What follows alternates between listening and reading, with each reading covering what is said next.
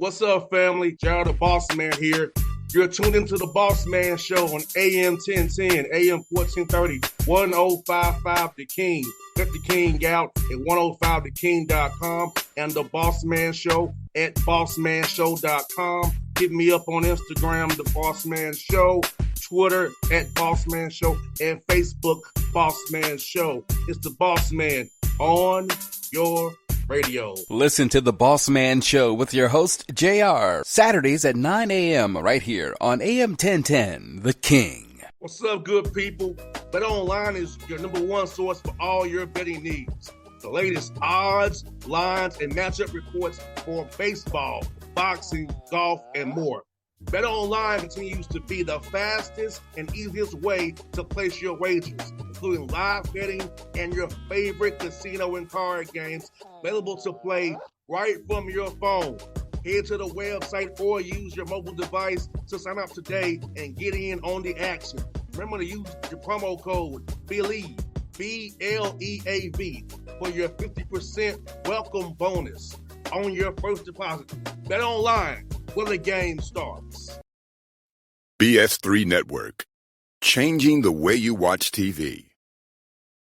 Yes, BS3 Network, changing the way you watch TV, covering content and hot topics from A to Z, sports, music, society and culture, movie reviews, you name it, we have it. Check it out on bs3network.com or check us out on Roku, BS3 TV on Roku, as well as check out your favorite podcasts on all podcast platforms or Spreaker.com/BS3 Network. You are now tuned to BS3 Network.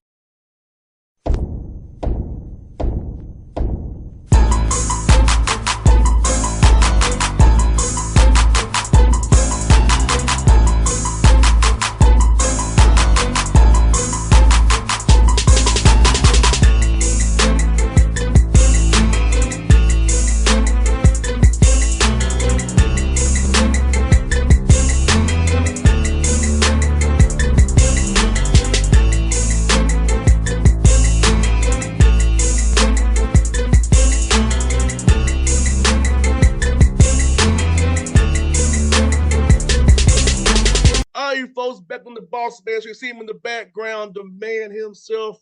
18 wins last year for the Catamounts, West Carolina. The one on the Justin on the Bossman Show. Coach Craig, good to see you, brother. How things over there in West Carolina, my guy? Bossman, man, it's always a pleasure to see you. Things are going well up here in the we, as we like to call it. We rocking and rolling. We always say every journey starts with the first step. We had that first practice the other day, and it was good to be back out there with the guys.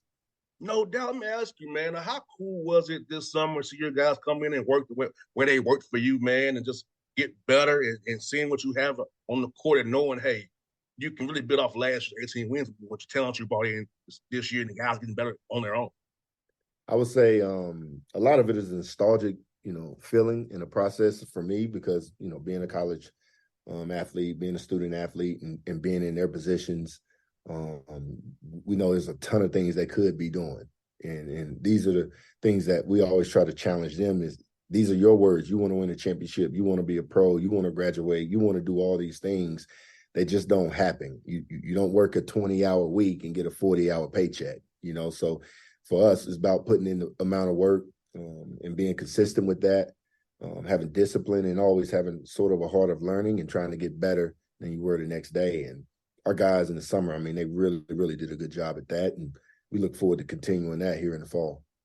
No doubt. And this summer, how much did you have to balance between putting in team stuff versus just letting them get better on their own? Because I know it's kind of a balance sometimes depending on who you bring in, trying to mesh new and old. So how was that balance for you this summer? Yeah, I just think, it's something that we discuss with our staff is, you get 8 hours in a week, right? And that's not a lot of time. So what we do is we try to really put the emphasis on the guys and say, look, man, we have our 8 hours. I think it is about getting faster and stronger and better, but we also have to have an understanding of communication and things that, our knowledge and our system and schemes. So it's a fine way of trying to find that balance. I think it helps when you return 7 of your 8 guys, so now, you can task them with some of those things in our communications when they're playing pickup in the summer, and when we are having those shorter workouts, they're sort of the coaches outside of the practice time. So we put a lot on them as far as, their communication with it. There wasn't a lot of classes going on in the summer. So it's like, hey, you guys want to get better. You guys want to prepare. This is exactly what you have to do. And I think our older guys have done a really, really good job at doing that. Then the guy, Coach Gray, this guy love the process, man. Like each day, love the hard, love the suck.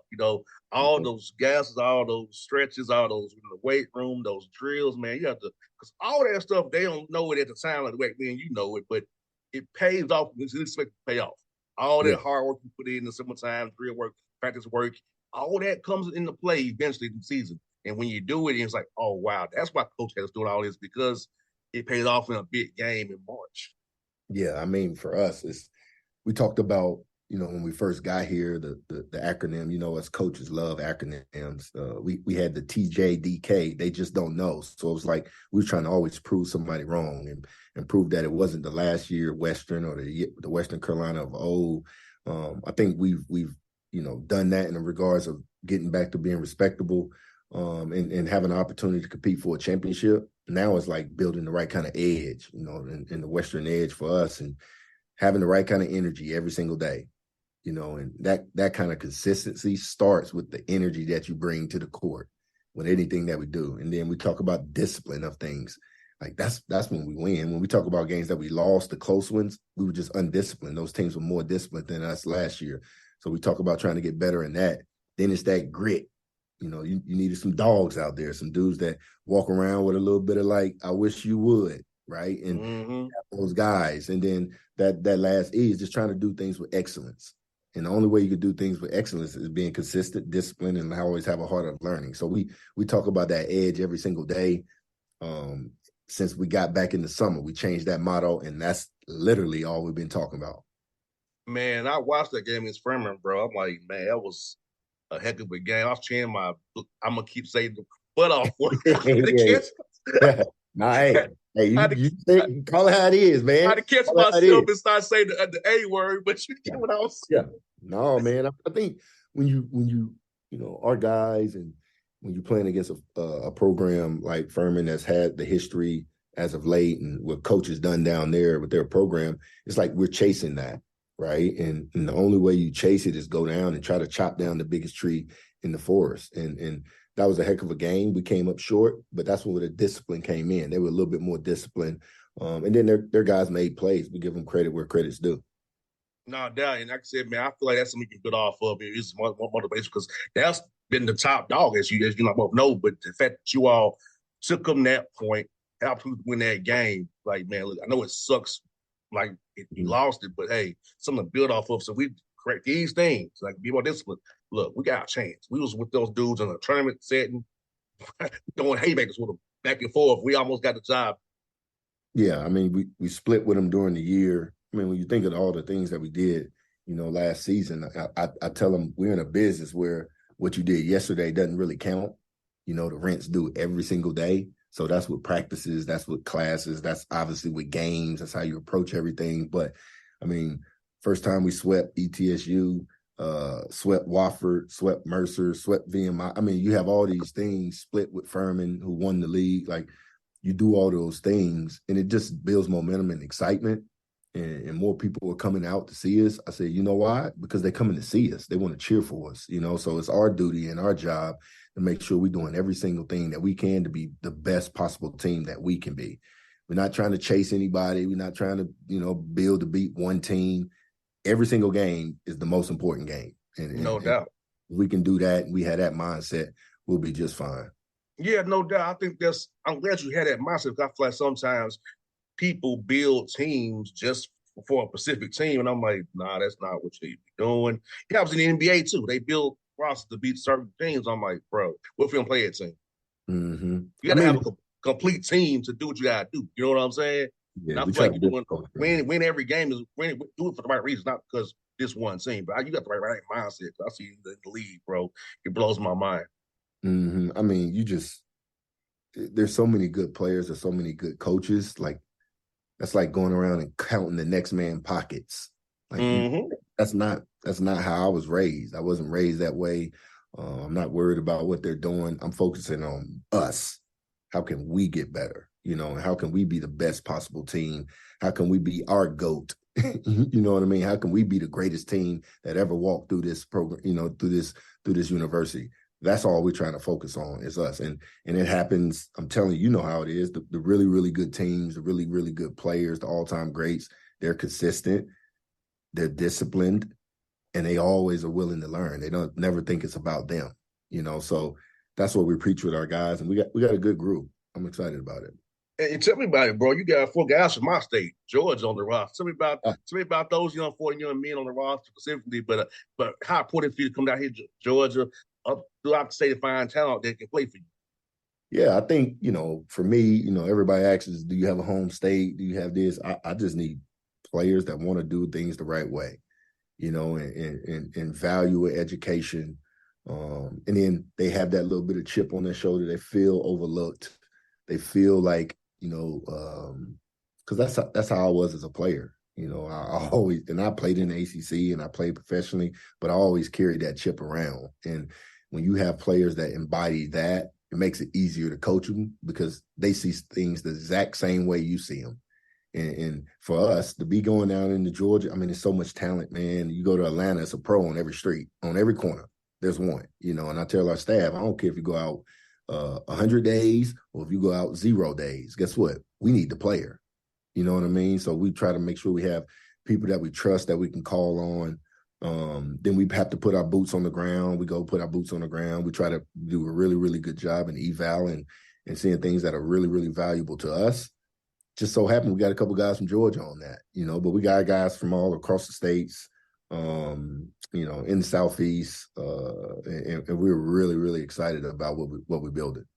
No doubt. Man, ask you this, bro. This might be a little telling the little secrets, but did you feel like that this COVID year thing, the NIL stuff, lets you get hands-on better JUCO players and better players who are young high school guys because they're so focused on these young commodities, older guys in the system still. It allows you to get some world beaters you can develop now, and when they get junior and seniors, like, oh my God, look what we got at West Carolina right here.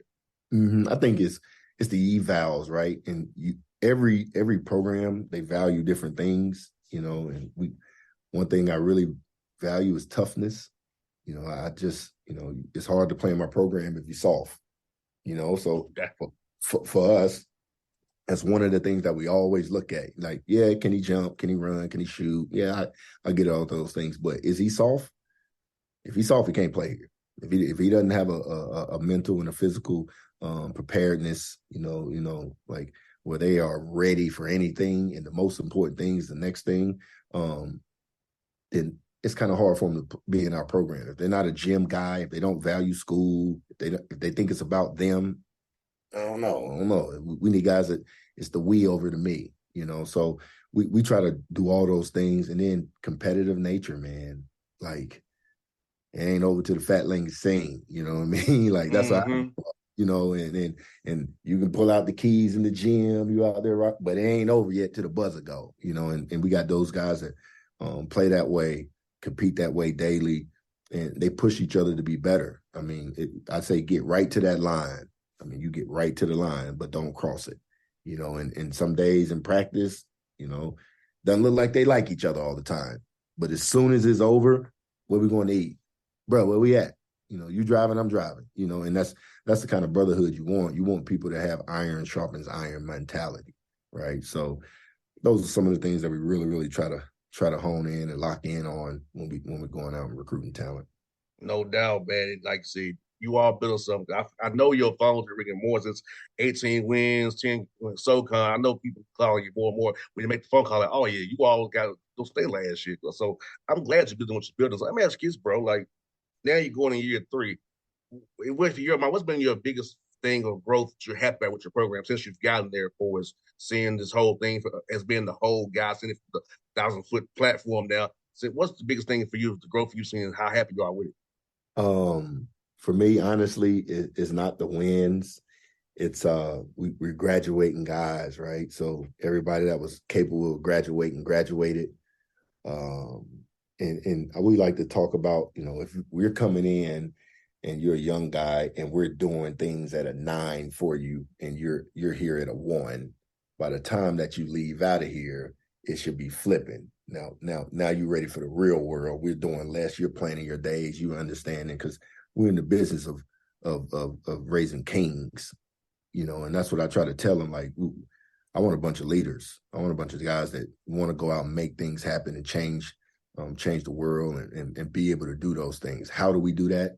We are really hard on you, because in the real world, when adversity comes, you don't know what it is. You don't have the opportunity to say, nah, not this one, check me out the game. No, it's right there in your face. How you going to respond to it? So I think how we prepared our guys and getting them ready for the real world and graduating, I mean, it's something that I'm really, really proud of.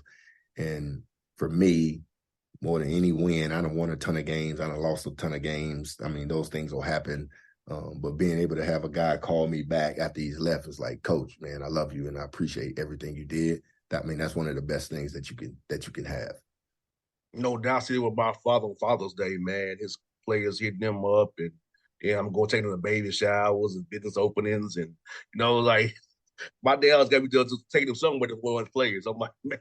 Yeah, I mean, we got guys that have transferred that they still hit me, and it's like, man, Coach, you was right, and I felt that way. I was young. I was 18, 19 once and thought I knew everything and it was going my way.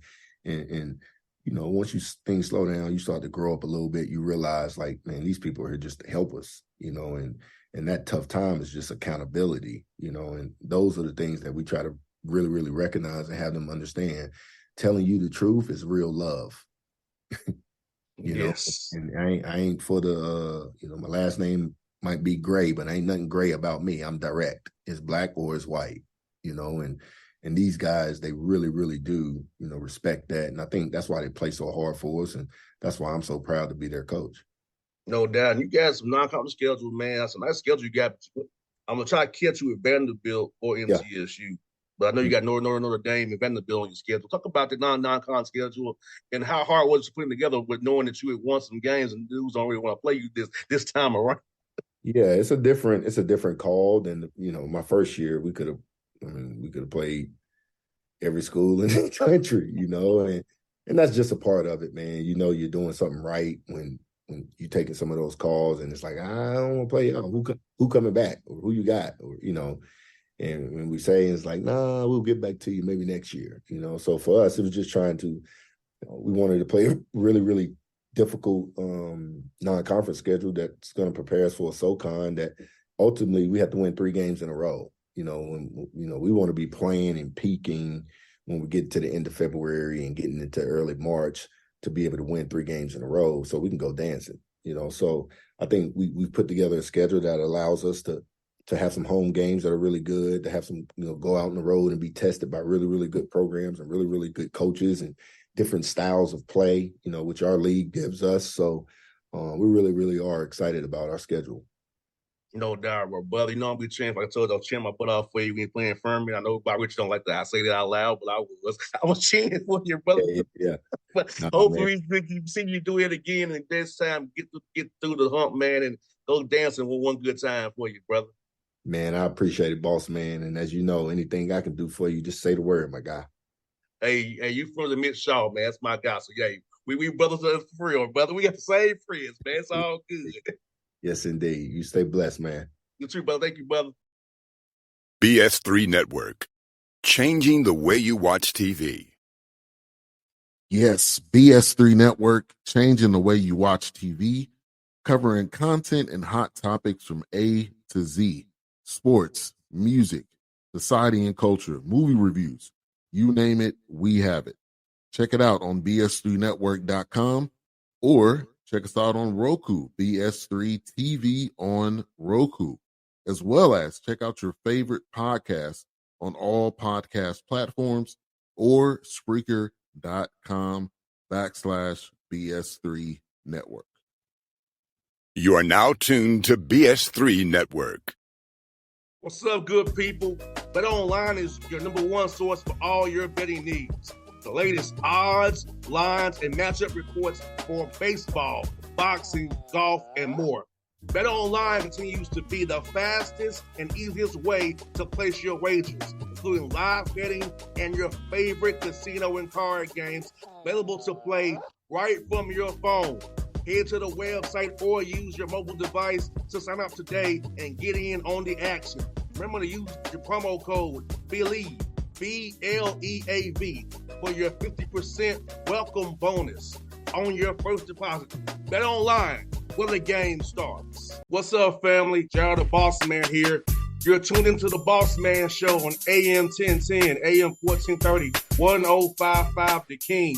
Let the King out at 105theking.com and the Bossman Show at bossmanshow.com. Hit me up on Instagram, The Bossman Show, Twitter at Bossman Show, and Facebook, Bossman Show. It's the Bossman on your radio. Listen to the Bossman Show with your host, JR, Saturdays at 9 a.m. right here on AM 1010, The King.